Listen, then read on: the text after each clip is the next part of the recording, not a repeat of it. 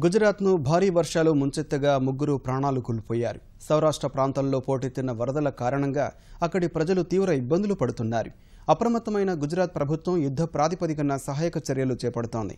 అటు మహారాష్ట్రలోనూ భారీ వర్షాల కారణంగా లోతట్టు ప్రాంతాలు జలమయమయ్యాయి.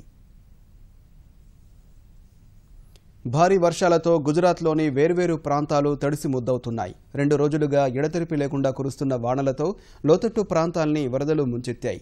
సురేంద్రనగర్ జిల్లా చాటిలోని అత్యధికంగా 24 గంటల్లో 35 సెంటీమీటర్ల వర్షపాతం నమోదవగా అమ్రేలీ జిల్లా వాడియాలో 25 సెంటీమీటర్ల మేర వర్షం పడింది.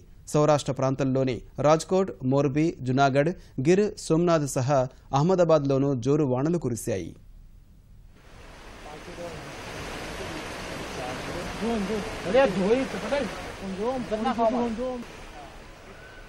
ఎడతెరిపి లేకుండా కురిసిన వానల కారణంగా చోటిలాలోని ధరోయ్ జలాశయం సహా వేర్వేరు డ్యాముల్లో నీటి మట్టాలు గరిష్ట స్థాయికి చేరాయి.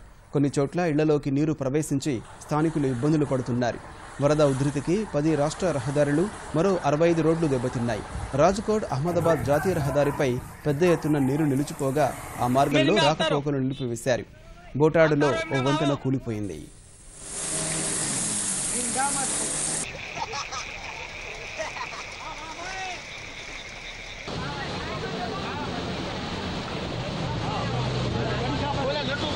આવે તો સમગ્ર હાઈવે પર ચક્કાજામ જેવી પરિસ્થિતિ સર્જાઈ ગઈ છે. భారీ వర్షాల నేపథ్యంలో గుజరాత్ ప్రభుత్వం సహాయక చర్యలు ముమ్మరం చేసింది.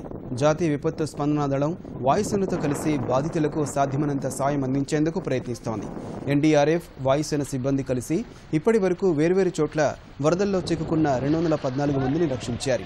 లోతట్టు ప్రాంతాల్లోని 6,235 మందిని సురక్షిత ప్రదేశాలకు తరలించారు. మరో 2 రోజులు భారీ వర్షాలు కురుస్తాయన్న వాతావరణ శాఖ హెచ్చరికల నేపథ్యంలో అధికారులు అప్రమత్తంగా ఉండాలని గుజరాత్ ముఖ్యమంత్రి విజయ్ రూపానీ సూచించారు.